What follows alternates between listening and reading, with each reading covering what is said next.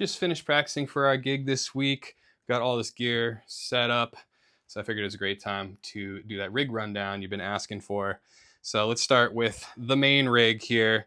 This guy is, it's in a pedal board case that I've had for years. We've got the Digitact 2, we've got the Digitact 1, we've got the modular rig in this IntelliGel palette, we've got the Octatrack. So the basics of this are most of everything is running out of this Digitact 2. It's got all the songs, all the MIDI, which is sending all over the place, the visuals, the drums, all kinds of stuff. That is being sent on these MIDI cables to that retro kits that's splitting stuff out.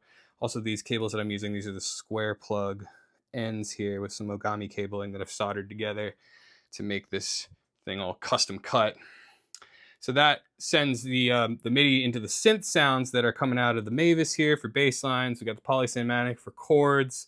We've got this monosynth rig. It's got the Lorelei. We've got the Qubit Prism, which filter and delay. We've got this nice VCA there. We've got this ADSR from Afterlater, and then the Threads, which is a Mutable Instruments clone for MIDI to CV.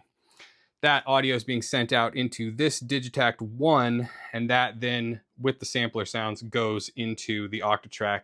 And this Digitact 2 also goes into the Octatrack separately.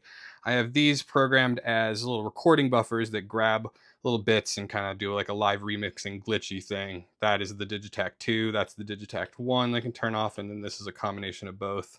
And these are my effect scenes. You can turn those on and off to have them go on the crossfader.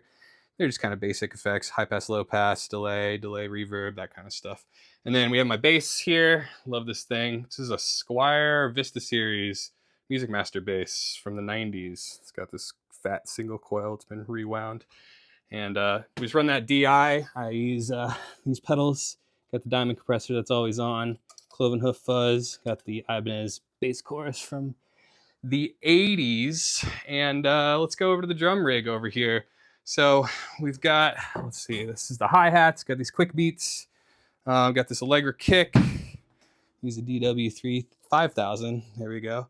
And this cool Rogers like Superphonic style snare. And this thing, the Dream Dark Matter, very dark sounding ride that we really love. And then we're using this Cat as our MIDI controller. That's controlling this drum rig and mod, it's like a monitor sounds. It's multiple things. We also have the OPXY that's doing additional sounds. This TX6 mixer is just kind of mixing all of this stuff together and sending out to our mixer that we got over there.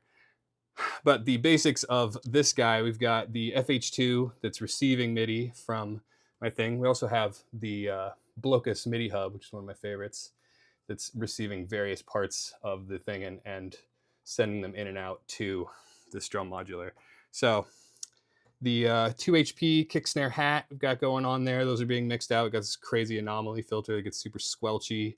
And using this, I use this as well. The Instro Tan H3 is kind of a final limiter sound. Got the Rosie mixer. And then the DFAM, which kind of turns on and off. We have the syncopated 16th notes going through there.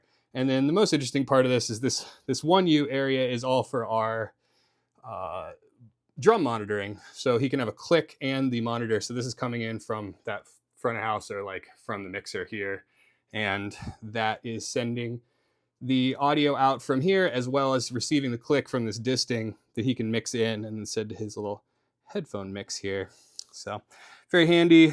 The OPXY, obviously, great mixer. All right. Hope you guys dig that. Hope that answered your questions. We'll see you at the show.